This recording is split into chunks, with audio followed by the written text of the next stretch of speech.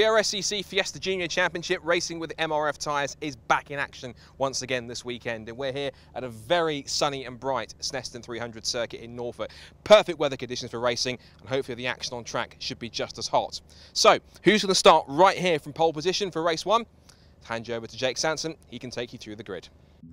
Thanks, Scott. Really looking forward to this. The battle very tense at the top end of the grid. James Waite and Magnus Cricklewey on the front row of the grid from Nathaniel Hodgkiss and Isaac Smith. Ollie Turner and Alfie Glennie on row 3 from Todd Garner and Abby Locke. Rounding out the grid, Josh Steed having his time disallowed from original qualifying. But this is going to be an interesting fight back for him, and a fantastic mano a mano at the front end of the grid, as always, between Magnus Cricklewey and James Waite. That is a big problem for Isaac Smith yet again. That is the second weekend in a row that Isaac Smith has had a problem on the starting grid at race 1. He had a breakdown at Rockingham, and now he's got one here at Snetterton, but the race is underway. It's a beautiful start from James Waite and from Ollie Turner as well. They blast off the grid down towards the first corner, and already it is a magnificent run to riches for James Waite. Ollie Turner's already starting to threaten Magnus Cricklewey round the outside. There's Josh Steed, who's elected to start the race from the pits. They go through Riches and up towards Wilson Hairpin.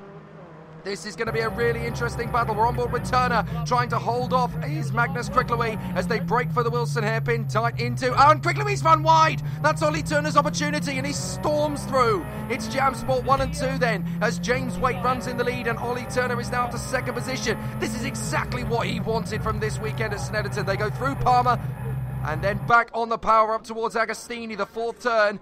And this is a perfect start for James Waite. He leads the way from Ollie Turner in second position. Now, that looks to me like Nathaniel Hodgkiss is still there in third position. What has happened to Magnus Cricklewey? Where has he ended up? Well, he has overshot and gone off the circuit by the look of it. I don't think he's come back yet. There are the likes of Glennie and... Whoa, goodness me. That was a close run thing there for Abby Locke, who manages to get back onto the circuit. But looks to me as though no problems at all there for Garner and Glennie as they continue to battle away. That is Todd Garner, who has made a relatively good start and has already got past teammate Alfie Glennie, the two Daniels Motorsports cars. So in they come up to the far end of the circuit now as they go through Williams and onto the Bentley straight. This is where you can really get on the power. Whoops, careful Alfie. That was a little bit over the line there, but back on the power and reeling in teammate Todd Garner. You go up the throttle here, very much on the power, and as they come down underneath the bridge towards Brundle, this is where the drivers are going to really start to feel the pressure, particularly these guys. Ollie Turner's having an absolutely cracking opening lap, chasing after James Waite and trying to shake off Nathaniel Hodgkiss. So it's Jam Sport 1 and 2. There's Ollie Turner in the number 22 machine, the Dayglow Yellow. It's becoming a familiar sight in the top 3 now in Fiesta Juniors, and with Magnus Cricklewey overshooting, I don't even know what's happened to him. Has he continued or is he out of the race? I think he has actually stopped out on the circuit, would you believe?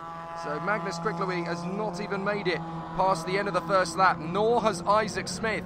So a very dramatic start to proceedings then for Fiesta Juniors, and 9 starters, only 7 are still going then because Cricklewey is out on the second hairpin. Now, from my point of view, as these guys go battling wheel to wheel, Garner and Glennie down to the main straight again and into Riches, it looked to me as though Cricklewey just had a brake failure or something broke on the car, and a very disastrous end to his day. We're on board with Josh Steed trying to chase down Abby Locke.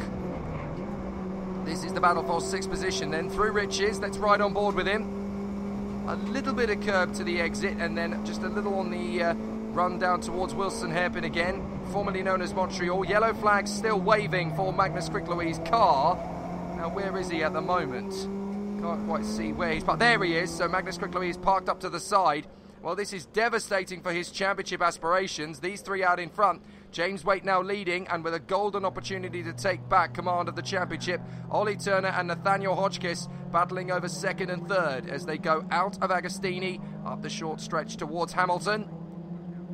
Named after the 4 times Formula 1 world champion, of course, and then they come up towards Oggies into the right-hander. This is a very difficult corner, and you've got to be very respectful of it as Ollie Turner gets on a good run on the turn-in, back on the power, gets the exit beautifully, and then into Williams as he's going to complete the lap in 2nd position once again. He is having a good run here, but James Waite is just off like a rocket at the start of these races. There's not a lot that the rest of the opposition could do to keep up with him in these early stages. As the season progresses, they may be able to get a little bit closer to him, But James Waite has definitely had the upper hand, but I'm not sure anybody expected to see the race car consultants machine of Magnus Quicklewy pulling off to the circuit at that stage. So a very dramatic run. Nathaniel Hotchkiss in third place, still trying to put Ollie Turner under some pressure. And it's not going to be particularly easy. He's going to have to work very hard indeed to get to that point. So Hotchkiss is obviously turning up the dial in the hope that he can get closer to Ollie Turner. Now, judging by the amount of time we have in this race and the length of the laps, as Ollie Turner very nearly tank slaps it out of the hairpin at Corham and into Murray's. That was a very good catch there from Ollie Turner. That could have been straight into the disaster zone on the exit of the circuit there. Nathaniel Hotchkiss still pursuing Ollie Turner as they come out of Murray's, back on the power on the centre straight. There's James Waite, your race leader. That's the gap they've got, basically. It's the entire length of the grid hatchings for a full capacity grid. That's several seconds. We're on board with James Waite now, back up at the front end of the field as he comes down towards Wilson Hairpin. And I wonder how many times he is very carefully passing the scene of his big rival Magnus Quicklewy's breakdown, just grinning from ear to ear. Well, you can't see Magnus's car anymore because they've managed the marshals to move it out of its slightly dangerous and awkward position. But James Waite absolutely beaming from ear to ear now. You see, he's had his misdemeanor of the season. That was at Cadwell Park when he ran a little bit deep out of the second corner, got a wheel onto the grass, and that was enough to throw the car into the barriers and roll the car. So that was definitely his headache for the season, but Quicklewy's had one as well, so that technically evens things up a little bit. That's Alfie Glennie, still trying to shake off Todd Garner in their battle for 5th and 6th positions. Abby Locke is there in 7th still. You could just about make her out in the background. So Glennie is chasing down Josh Steed in the hope that he can get himself back into the top 4. There is Glennie, there is Garner. And Todd Garner, I don't think, has given up his chances of beating his teammate yet, but they've already had that little nudge a little bit earlier on. That's Abby Locke in the background, still getting up to speed. A lot of these drivers, of course, are making their first ever campaigns in car racing, so they are quite literally learning by doing. And the rate of development from the Fiesta Junior drivers over the years has been absolutely fantastic and phenomenal. And what the likes of Penny Maddox and Laura back in base camp at the BRSCC are doing with these guys has been truly fantastic. And they're turning out at least 9 in 2018. Very talented little athletes who are going to go on to big things in the world of motorsport. We've gone on and on and on about the famous alumni of racing drivers who have come through to win the championship or even fight in the top 3 and are now seeking success elsewhere. And there's several drivers who have not won the championship, of course, who have done similar. So down the back straight, underneath the bridge and into Brundle. You carry a lot of speed here, even though you're going down the brakes, down the gears as well. Then you really put on the power as you come out. Oh, and Ollie Turner's gone off! No, sorry, that's Alfie Glennie gone off. My apologies. I thought so for a moment we were watching Nathaniel Hotchkiss again into the last lap, and Alfie Glennie overshot there at Nelson and has rejoined the circuit. That is Todd Garner's opportunity to come back through. Now, hang on a second. I think we are missing Josh Steed. Josh Steed appears to be missing from 4th position. I'm not sure what has happened there, but we're on the last lap. James Waite is leading, but yes, Ollie Turner is 2nd and Hotchkiss is 3rd, and now that Todd Garner has overtaken Glennie, I think he is there in 4th position. So Steed is out of it, and Abby Locke, I think, is out of the race as well now, so both of them have dropped out of contention. You can still see Ollie Turner and Nathaniel Hotchkiss battling away for 2nd place behind, but James Waite, with the Bobby's Tyres Jam Sport car, is doing an absolutely superb performance. This is definitely making up for the disappointment of the first race at Cadwell Park. You just saw in the background there, the 2 Daniels cars are absolutely scrapping away. Todd Garner and Alfie Glennie. Glennie was diving down the inside there at Wilson. Look in the background, you might be able to see them come through. Still duelling for position. I want to get a side of them as they come through. There they are, and Glennie was in front of Todd Garner. So they're going to battle all the way round this final lap by the look of it, as James Waite passes the scene of Magnus Quicklewy's breakdown. And down the Bentley straight for the final time. James Waite has made this look absolutely plain sailing as he goes down the Bentley straight, underneath the bridge, and into Brundle and Nelson for the final time. This is definitely the moment where James Waite gets back on top of things and back on terms in terms of the championship fight. Up on the curb, Nice little trip through there and down towards the bomb hole one more time. Up on the curb, back on the power, and feeding the car through to Corham. Now you've got to keep this very careful, even though this is the last lap of the race and he's got a bit of an advantage. He's a racing driver, he'll want to take it as neat and tidy as possible, and just in time as well, because it looks as though those clouds are thinking about braking. So I think they're going to end the race just in the nick of time, as James Waite clearly pushing as he's got 3 wheels on the deck and 1 in the air through Murray's. Back on the power and down the main straight, onto the centre straight. The checkered flag is ready to fly, and it's a victory for James Waite at Snetterton. That's a brilliant result for James. He'll be delighted with that, and Ollie Turner is going to make it a team 1-2 in second place, with Nathaniel Hotchkiss grabbing a podium in third, and behind them the battle between the Daniels cars is settled in favour of Todd Garner, who does eventually beat Alfie Glennie. Retirement, sadly, for Locke, Steve, Quickery and Smith. But what an amazing opening race here at Snetterton. So James' 4th win of the season, and that one looked hot but relatively straightforward. Yeah, first of all, just like to thank the sponsors, Bobby's Tyres, he's new.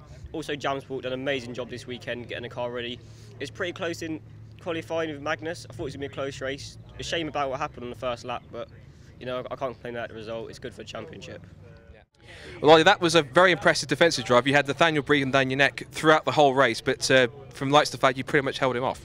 Yeah, awesome start. Really happy with it. Quite shocked how I managed to keep Nathaniel off, considering the pace was slightly different throughout the weekend.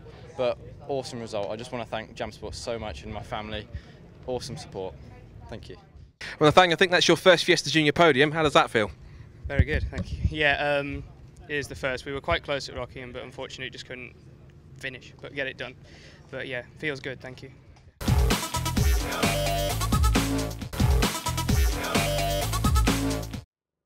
Welcome back to Snetterton as we get ourselves ready for the second race of the weekend for the Fiesta Junior Championship. James Waite and Ollie Turner on the front row from Nathaniel Hotchkiss and Todd Garner. Abby Locke alongside Josh Steed, with Magnus Cricklewy and Isaac Smith completing the grid. No Alfie Glennie for this second race. Mechanical problems keeping him from the start. The green flag flies at the back of the grid.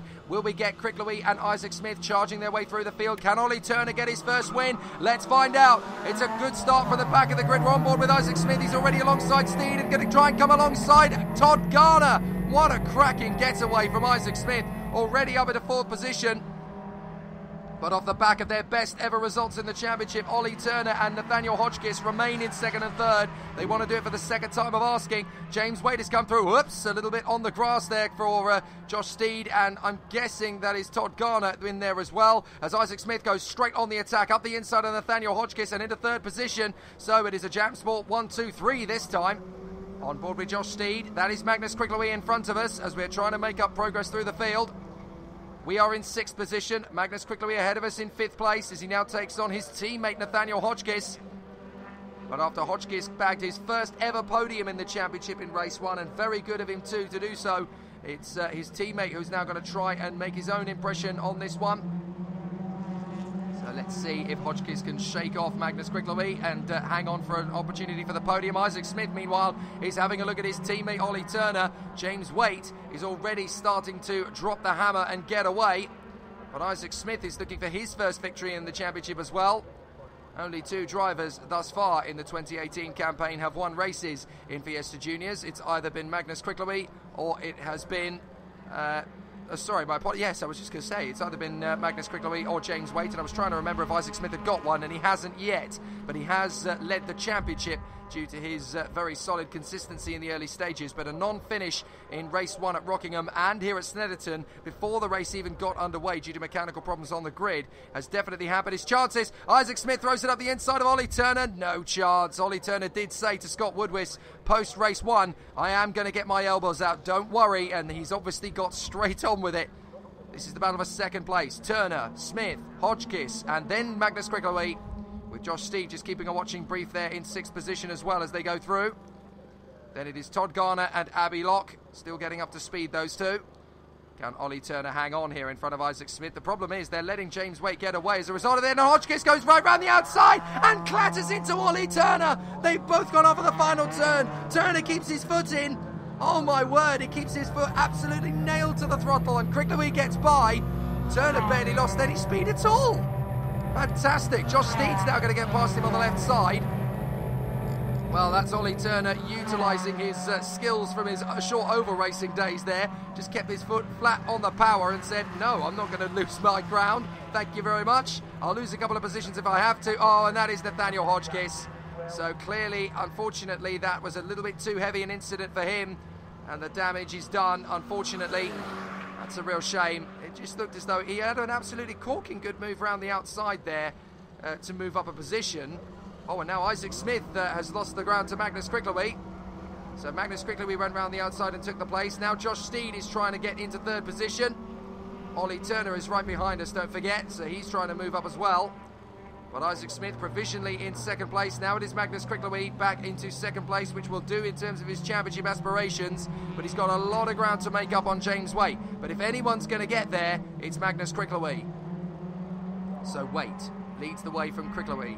Isaac Smith in third, fourth is Steed, fifth is Turner, sixth is Todd Garner, and seventh is Abbey Locke at the moment. So it's looking like it's going to be a very interesting race at the front here for the guys settling into a nice rhythm. James Waite looking to extend his championship lead with a double victory as he did at Brands Hatch at the start of the year. But there is Josh Steed trying to gain ground on Isaac Smith, who's already had a disappointing start to the weekend, having not even got out of the blocks in the first race. Steed is wanting to grab another podium. He's already had a couple this year. So who's going to get there? Who's going to get that third position between Smith and Steed? I have a feeling this could go on for a long time in this race, as Steed has his first initial gambit on the inside of Brundle. They come off of Nelson. Now Josh Steed has got to exert patience on this. They all know that with the hot temperatures here this weekend around the Snetterton circuit, that again it's going to be more towards the first part of the race when the circuit will be at its fastest, because obviously the tyres do tend to go off, although the slightly different conditions here are a little bit different, a little bit more interesting to cope with, as Isaac Smith again puts one wheel off the deck. Dry conditions and the weather is bright, but there is a little bit of mugginess around the circuit, and that could actually give the tyres a little bit of a chance to come back into play, as Ollie Turner, struggling having gone off the grass in that little incident with Hodgkiss, who is now out of the race. A little bit of an interesting battle for those two, but Turner is trying to close up on Josh Steed. Oh, a little flick of the dirt there from Isaac Smith as he went through Riches, potentially, as they go down to Wilson Hairpin. Originally named Montreal, of course, but renamed after the late, great Justin Wilson, who sadly passed away a few years ago in IndyCar racing. Used to love competing at this circuit in his junior days, and a good friend of Jolyon Palmer, who of course is the son of the man who owns this circuit, and of course this particular corner, Palmer, is of course named after the particular family. Up towards Agostini, named after one of the greatest motorcycle riders in history, Giacomo Agostini, of course. Into the left-hander, up on the curbs. Good bit of running this from Josh Steed as he gets himself closer to the tail of Isaac Smith. Ollie Turner chasing after these two once more. Isaac Smith and Josh Steed in front of us. We're on board with the Oliver Turner car.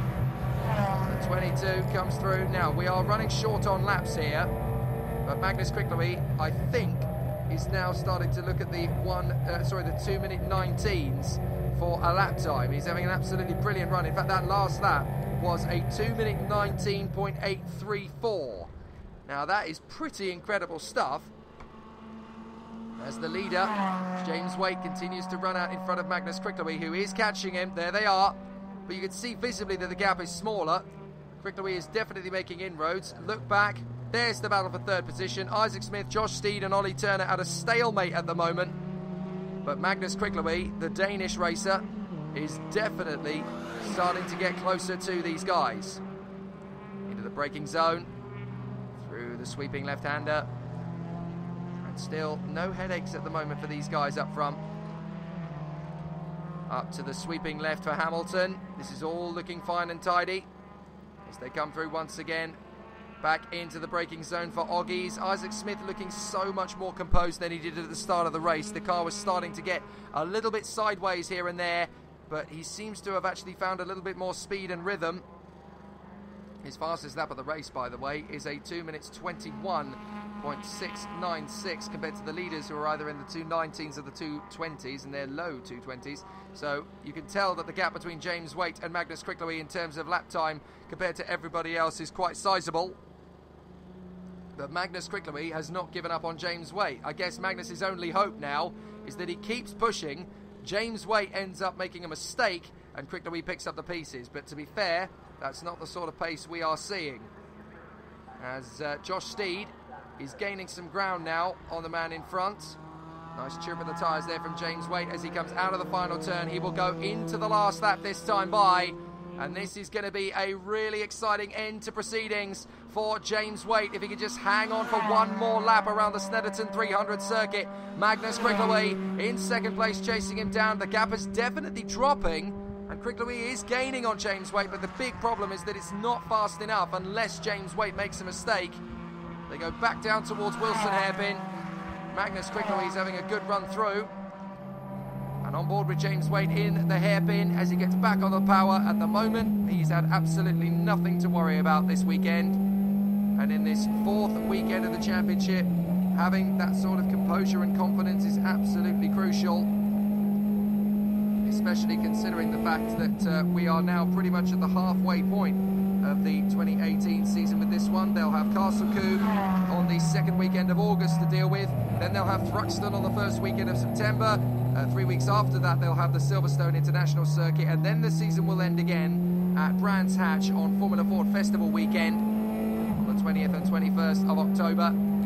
So this is the this end of the race is going to be the halfway point in the Fiesta Junior Championship. 8 races down and 8 to go. So as they come back on the power, this is a really strong performance and a great effort from James Waite, who has continued to pound in the laps.